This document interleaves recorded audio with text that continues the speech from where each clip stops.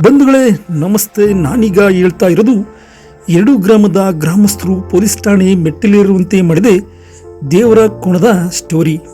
ಗ್ರಾಮದ ದೇವರುಗಳಿಗೆ ಕುರಿ ಕೋಣ ದನಕರಗಳನ್ನು ಪೂಜೆ ಮಾಡಿ ದೇವರಿಗೆ ಬಿಡುವುದು ಒಂದು ಪದ್ಧತಿ. ಹಾಗೆ ಗ್ರಾಮವೊಂದರಲ್ಲಿ ಗ್ರಾಮ ದೇವತೆಗೆ ಪೂಜೆ ಮಾಡಿ ಕೋಣವನ್ನು ಬಿಡಲಾಗಿತ್ತು. ಆ ದೇವರಿಗೆ ಬಿಟ್ಟ ಕೋಣ ಇದೀಗ 2 ಗ್ರಾಮಗಳ ಮಧ್ಯೆ ಗಲಾಟೆಗೆ ಕಾರಣವಾಗಿದೆ. ಜೊತೆಗೆ ಕೋಣಕ್ಕಾಗಿ 2 ಗ್ರಾಮದ ಗ್ರಾಮಸ್ಥರು ಪೊಲೀಸ್ ಠಾಣೆ ಮೆಟ್ಟಿಲೇರುವಂತೆ ಮಾಡಿದೆ. ಈ ವಿಡಿಯೋನ ಒಮ್ಮೆ ನೋಡಿ. ಹೀಗೆ ಗಟ್ಟಿಮುಟ್ಟಾಗಿ ಬೆಳೆದ ಈ ಕೋಣಕ್ಕಾಗಿ 2 ಊರುಗಳ ಮಧ್ಯೆ ಗಲಾಟೆಗೆ ಕಾರಣವಾಗಿದೆ. ಇದು ನಡೆದಿದ್ದು ಎಲ್ಲಿ ಅಂದ್ರೆ ದಾವಣಗೆರೆ ಜಿಲ್ಲೆಯ ಹರಿಹರ ತಾಲೂಕಿನ ಕುಣೆವಳಕೇರಿ ಗ್ರಾಮದಲ್ಲಿ ಕಳೆದ 8 ವರ್ಷಗಳ ಹಿಂದೆ ಗ್ರಾಮದ ಶಕ್ತಿ ದೇವತೆ ಕರಿಯಮ್ಮ ದೇವಿಗೆ ಕೋಣವನ್ನು ಬಿಡಲಾಗಿತ್ತು. ಆದರೆ 1 ವಾರದ ಹಿಂದೆ ಈ ಕೋಣ ಪಕ್ಕದ ದೇವರ ಬೆಳಕೇರಿ ಗ್ರಾಮಕ್ಕೆ ಹೋಗಿದೆ. ಈ ವೇಳೆ ಹೊನ್ನಾಳಿ ತಾಲೂಕಿನ ಕುಳಗಟ್ಟಿ ಗ್ರಾಮದ ಕೋಣ ಕೂಡ ಕಾಣೆಯಾಗಿದೆ. ಕುಳಗಟ್ಟಿ ಗ್ರಾಮಸ್ಥರು ಇದು ನಮ್ಮದೇ ಗ್ರಾಮದ ಕೋಣ ಅಂತ ವಾಹನ ತಂದು ತಮ್ಮ ಊರಿಗೆ ತೆಗೆದುಕೊಂಡು ಹೋಗಿದ್ದಾರೆ. ಈ ವಿಚಾರ ಗೊತ್ತಾಗುತ್ತಿದ್ದಂತೆ ಕುಣಬೆಳಕೇರಿ ಗ್ರಾಮಸ್ಥರು ಇದು ನಮ್ಮ ಊರಿನ ಕೋಣ ಎಂದಿದ್ದಾರೆ. ಇದಕ್ಕೆ ಕುಳಗಟ್ಟಿ ಗ್ರಾಮಸ್ಥರು ಒಪ್ಪದೆ ನಮ್ಮೂರಿನ ಕೋಣ ಎಂದಿದ್ದಾರೆ. ಇದೇ ವಿಚಾರಕ್ಕೆ ಗ್ರಾಮಸ್ಥರ ಮಧ್ಯೆ ವಾಗ್ವಾದ ಆಗಿದ್ದು ಅದು ಪೊಲೀಸ್ ಠಾಣೆ ಮೆಟ್ಟಿಲೇರುವಂತೆ ಮಾಡಿದ್ದೆ ಬಂಧುಗಳೇ. ಕುಣೆಬೆಳಕೇರಿ ಗ್ರಾಮಸ್ಥರು ಇದು ನಮ್ಮ ಊರಿನ ಕೋಣ, ನಮ್ಮ ಕೋಣವನ್ನು ಕುಳಗಟ್ಟೆ ಗ್ರಾಮದವರು ತೆಗೆದುಕೊಂಡು ಹೋಗಿದ್ದಾರೆ, ವಾಪಸ್ ಕೊಡಿಸುವಂತೆ ಮಲೆಬೆನ್ನೂರು ಪೊಲೀಸ್ ಠಾಣೆಗೆ ದೂರು ನೀಡಿದ್ದಾರೆ.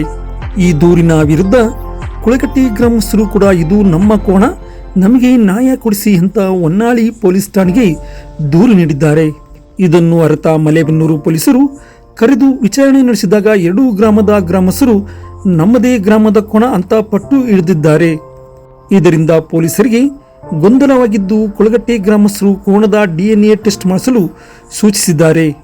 ಆಗ 2 ಗ್ರಾಮದ ಗ್ರಾಮಸ್ಥರು ಕೋಣದ ವಯಸ್ಸಿನ ಬಗ್ಗೆ ಚರ್ಚೆ ಮಾಡಿದ್ದಾರೆ. ಕುಣಬೆಳಕೇರಿ ಗ್ರಾಮಸ್ಥರು ನಮ್ಮದು 8 ವರ್ಷದ ಕೋಣ ಎಂದರೆ ಕುಳಗಟ್ಟೆ ಗ್ರಾಮಸ್ಥರು ನಮ್ಮದು 3 ವರ್ಷದ ಕೋಣ ಎಂದಿದ್ದಾರೆ.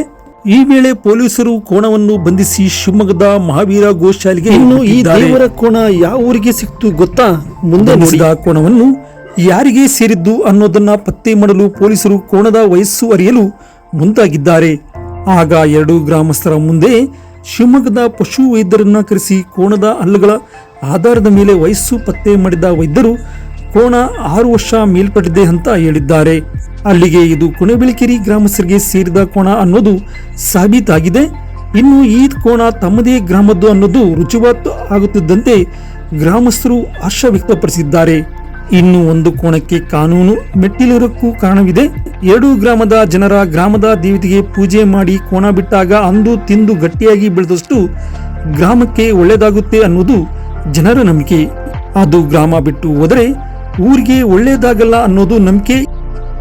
ಹೀಗಾಗಿ 2 ಗ್ರಾಮಗಳ ಮಧ್ಯೆ ನಡೆದ ಗಲಾಟೆ ಕಾನೂನಿನ ಮೂಲಕ ಬಗೆಹರಿದಿದೆ ಬಂಧುಗಳೇ.